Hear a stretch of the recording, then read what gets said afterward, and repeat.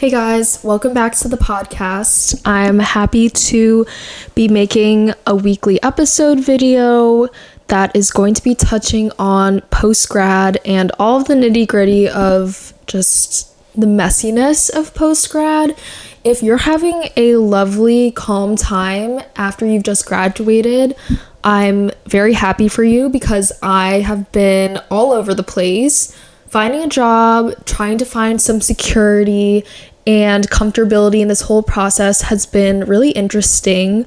I've been living at home since I graduated in May, so I didn't move right out, and I'm not planning on moving out, which is an interesting decision because a lot of my friends will sort of talk about moving out to a big city, and I'm just at home in my hometown. So if any of you guys can relate, I'm here to tell you that it's perfectly normal. Everyone has their own kind of rate of moving and progressing, and it's not going to look the same. So some people might be staying at home for a year or for the next couple years, or they might not even be moving out. I can say though that the job search has ended for me, luckily, so I'm very happy that I no longer have to be searching LinkedIn and Indeed for job postings. I finally have found a job that I think will work for me, so fingers crossed that everything works out. But yeah, I can't speak enough for the value of for me, for staying at home. I think it just would have been a little bit overwhelming to move out within the next couple months after graduating. I just know that I wouldn't thrive in that situation, but I'm so excited to hear about my friends' success stories of moving out, and I'm really excited for what the future holds for them. So I just sort of want to touch and talk on where I've been since graduating in May. So I graduated from Syracuse University. I was living with 3 girls who I love all of them, and going from living with 3 people that are your age, all girls, to living with your family and your parents. I have sisters and a dog, so it's been a little bit of a change, and I realized that I have to look at my family sort of like roommates. And there's things that we like to do together. There's also things that I like to do on my own. I'm someone who needs their individual space, and I don't always like being around people, which is something that I've realized is that I like being individual and just having like my own schedule sometimes, which I feel like in college you're around people constantly, so it's sort of nice to get a break from that. So now that I'm living with family, I do enjoy spending time with them and trying to make the most of it while I am at home, because one day I will be moving out, and there's a lot of things that I enjoy just doing with my parents. I actually get to enjoy spending time like shopping with them, going to the gym, watching movies. My dad has a big green thumb, I think is what you call it. So he loves plants, and I help him sometimes with that, although I'm like not a huge outdoorsy person, and dirt kind of, I don't know, freaks me out a little bit. I've been also like really getting into some like random things. Like I love making a good bonfire. At my dad's house, he has a really nice outdoor area with trees and like the whole forest in the backyard, and I've found it really relaxing to build a bonfire like from scratch. And I don't know why this is so satisfying to me, and maybe it's like me getting in touch with the outdoors and nature in my own way, but I love building a good bonfire without the use of lighter fluid. And I don't know, just since I was a kid, I've remembered like being around a fire and roasting a marshmallow, and I found that it's really nice to relax, and it's a good way to just like be outside, not be on your phone, especially when you're having a shared bonfire with someone else, and it's a good activity. So if you have any like little activities to get into post-grad, I definitely recommend. Another way I like to get outside because it's really important to kind of try to like get in the sun every day, is I like to be by the pool and just soak in all the sun and read a good book. Lately, I've been reading this great book on the benefits of meditation. So it's written by a former ABC newscaster, I believe. It's called 10% Happier. And that's been something that I've just liked to carry around with me, whether it's in the car or by the pool or just even on the couch. I've been enjoying reading that.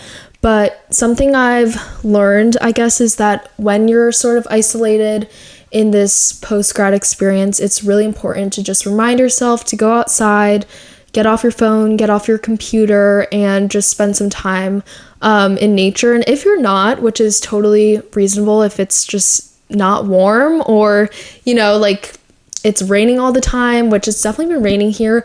I also take vitamin D supplements. So if I'm not getting in the sun, then that's something that I try to combat that with the vitamin D supplements. And I've also been taking B12, which I think is supposed to give you energy. And before bed, I've been taking magnesium, which on TikTok has been a big thing with making sleepy time mocktails. But I found that it doesn't really go into the drink as easily because the powder sort of sits at the top. Also, people spray magnesium on their feet, which I don't have the spray version. I just have the pills, which are really large.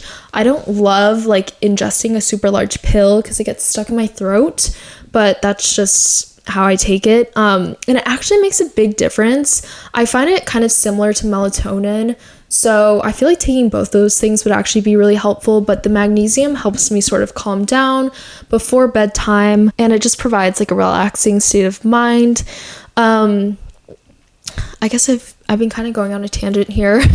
Let's bring it back to what I've been up to post-grad. Oh, another thing I wanted to talk about, and sorry, this is sort of all over the place. I didn't have one way in mind that I was going to be talking about all of this, but I wanted to touch on just being on LinkedIn and comparing yourself to others, maybe not specifically on LinkedIn, but just in general. Comparing your success to others' success and your perception of other people's success is a big thing that I've realized after graduating college. It's just natural to compare yourself to others, especially when people are landing jobs or getting opportunities that you might not be getting. And everyone's success is different, and everyone's definition of success is different. And also, this is the 7th time I've said the word success. It's not linear. So there's no pattern where it's you're going to hit a goal each day. Sometimes there's going to be days where you feel like you're going backwards, or maybe you're not even moving forwards at all. I kind of touched on that in my episode about overcoming doubt and fear of failure, is that not every day is going to be this huge step towards your future goal, and it's going to take some time, but you have to really trust the process that you're going to get where you want to be. And the more effort you put towards your goals, the more chance of success that you're going to have. So if you find yourself comparing yourself to other people on LinkedIn, and it can just get really overwhelming on there. People are constantly posting about their achievements and the opportunities they get, but people don't post on LinkedIn about the things that they don't get, right? If you don't get a job, you're not going to post on LinkedIn hey guys, guess what? I just lost out on this job opportunity. Just how people don't really post their failures on social media, they only post the times that their life looks the most exciting, the most incredible, the most it's just out of a movie. People don't post the moments where they're struggling or where they don't get exactly what they want. And that's just the nature of social media, and that includes LinkedIn. It is a social media platform. As much as it's marketed as this business and job platform where you're networking and everything. It is a social media platform where people just post, and those posts are going to make you feel like crap sometimes, if you're like me, but obviously not everyone feels insecure from LinkedIn. Maybe it's just me, but yeah, try not to, I guess, get into that too much, because everyone is just posting their successes on there, and you just have to remember that that's pretty much the majority of the posts that are going to be on that platform. So give yourself a break. If you used that as a job searching platform, which I did, I used that to look for job posts, try not to go on the tab that has everybody's like social posting. I would mainly try to stay on the job tab, and this is if you find yourself comparing yourself to others. Yeah, just try to use LinkedIn for, I guess, its more functional purpose and less of its social purpose. I mean, every social media platform technically does have a functional purpose, whether that's communicating with others or like business marketing. Yeah, it's more important that you use these social platforms for their functional purpose and not get lost in all of the social posting. I don't know if that necessarily made sense, but when I was watching the I think it was like the Social Dilemma, they said something about like everything has a functional purpose and it's a tool, but like our phones are no longer tools. They're like sources of entertainment and sources of like updates on people's lives. So if you're having a hard time post-grad, just like ignoring all that stuff, just remember that not everyone's success looks the same, and just keep working towards your future goals, because you really need to just focus on your own success and your own just your own life goals, and not compare it to anyone else's. I don't know how like redundant that was. I really hope that that made some sort of sense, but that was just a theme that I saw recurring even on TikTok, of people feeling like they weren't doing as well as they could be in the job search process, and like their resume wasn't good enough, that their experience wasn't good enough. Don't discount your own work and how much effort you've put towards everything that went on during college and your degree. I feel like people just overlook the fact that they literally got a degree, which is that's so impressive in itself. So keep moving forward with everything you want to do, and I'm sure that your goals and everything will align and things will fall into place for you. Just keep being positive. One thing that I tried to do during this whole process was also be more in touch with my feminine energy. And if you're sitting there like, what the heck is feminine energy?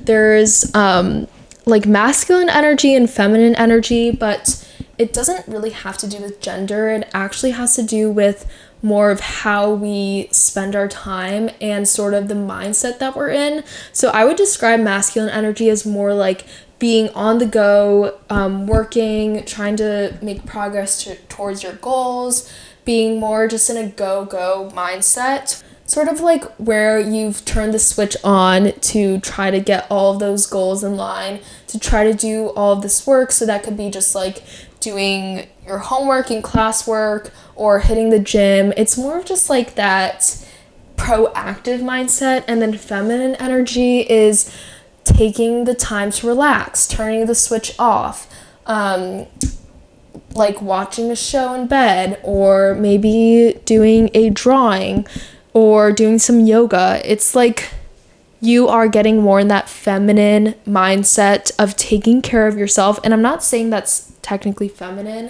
That's just, I guess, what these two energies align with. So the feminine energy is self-care, and you can definitely research this more, but I wanted to tap more into my feminine energy once I graduated, and that's because I barely had any time to slow down during the school year. And I had a bunch of classes. I was taking 18 credits. I had an internship. I had 2 internships for my last semester of school.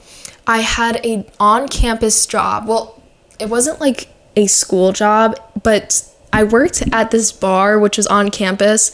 So locationally it was like kind of on campus, not affiliated with the school. And then I also had a relationship, so had a boyfriend, and I was also going out, and I think that was it. I was not going to the gym. I can tell you that much. I had like zero time for the gym.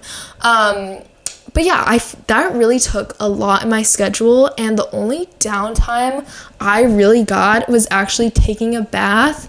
I would take a bath like a couple times a week where I just like wanted to soak. I wanted to slow down, maybe listen to a podcast and just like fully relax. So after I graduated, I was like, this is my time to have those moments now. So I took a lot better care of myself. I developed skincare routine, which I didn't really have before. I started doodling and sketching and drawing. Just like while watching a show or something, I just like do little sketches just to get that like artistic part of my brain going. Because when would I have the time to do that during the school year? I found myself journaling a little bit more, reading a little bit more, honestly doing my hair, which is like such a weird thing, but as a girl, I felt like I should have been doing my hair more, but like I didn't have the time to really like get ready and try to feel good on my off days, whereas now I like actually have time to do my hair, fully put effort like into how I look, even though most of the time I don't want to wear makeup and I just kind of want to like wear my pajamas and stuff. I still have the time to just like focus that energy on myself now, whereas during the school year I was like always on the move. So it's really nice to be able to slow down and do those things that you would not have had time to do when you were on the go in your masculine energy, when you were going to college and all of those classes and stuff. That's a pretty good overview of my post-grad experience so far. It's really only been like 2 months since I've graduated, even though it's felt like a literal eternity. I also went on a trip with my mom. I will say that was really fun and cute, just to be able to do stuff with my family that I now have the time to do. Like I went to Montreal with her. We went to this cute part of Montreal that wasn't near the city. It was more like rural, and we went to this really nice spa. And if that isn't the ultimate relaxation thing to do, then I don't know what is, because we went in the saunas, we went in the cold plunge pool, we went in the heated like bubbling pool. Everything about it was so restorative and relaxing and peaceful. If you have the time to go to a Nordic spa, which I didn't really know existed until I went to this, I definitely would recommend. I don't know, it's just a really nice thing to do with my mom, and I'm trying to enjoy all these moments while I have them, because soon I will be working and I'll be very busy. Also, this podcast I would describe as a post-grad project, just a little passion project. So doing creative things like that really makes me happy and sort of takes up that time, so you're not like completely bored, going crazy out of your mind, just like have no idea what to do with yourself. Having little things like that, just little projects, really helps. I've also been cleaning out my closet and donating or selling things. So I have a Depop, and then I take things to Goodwill or whatever location that you can donate things. I just like hate feeling like I have clutter, like physical clutter, and for some reason having so many clothes makes me feel like a bad person. I don't know why. It's just like they're sitting there, they're not getting worn, they're not getting used, and you don't want to throw them out, because filling the landfill with clothes and textile fabric is really bad. So you want to donate the clothes you have. You do not want to throw them out. Everything you can think of, you can actually donate. You don't need to throw it out. Well, I don't know about everything, but just clothing wise and household like cloth items, you should donate. And I'm trying to like be more philanthropic philanthropic. I want to also like volunteer somewhere around me, and there's all these things that I'm just like excited to do now that I'm like technically a full adult and I have a working car, because I actually used to not have a vehicle of my own. But yeah, there's just all these things I want to do, like volunteer, and I'm just excited to get into them now that I have like the time. My life before graduation was absolute insanity.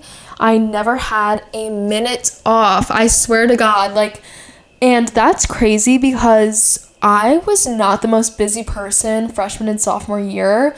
I barely like did anything. I don't even think I went to like a lot of my classes.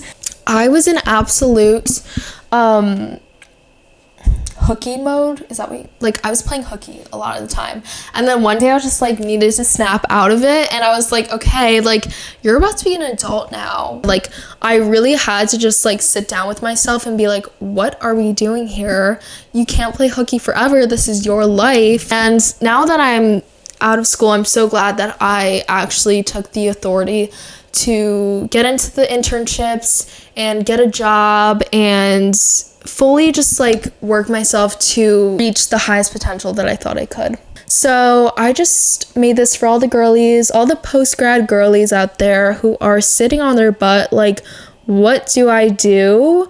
Hopefully this video gave you a couple of ideas and also just some peace of mind that not everyone is getting an amazing investment banker job on the 100th floor of the tallest building in New York City. It's totally fine to be living at home with your parents and still be job searching, because one day you're going to get the job of your dreams and you're going to be doing amazing things. So I believe in you. Hopefully you had an amazing time watching or listening, and I will see you in the next one.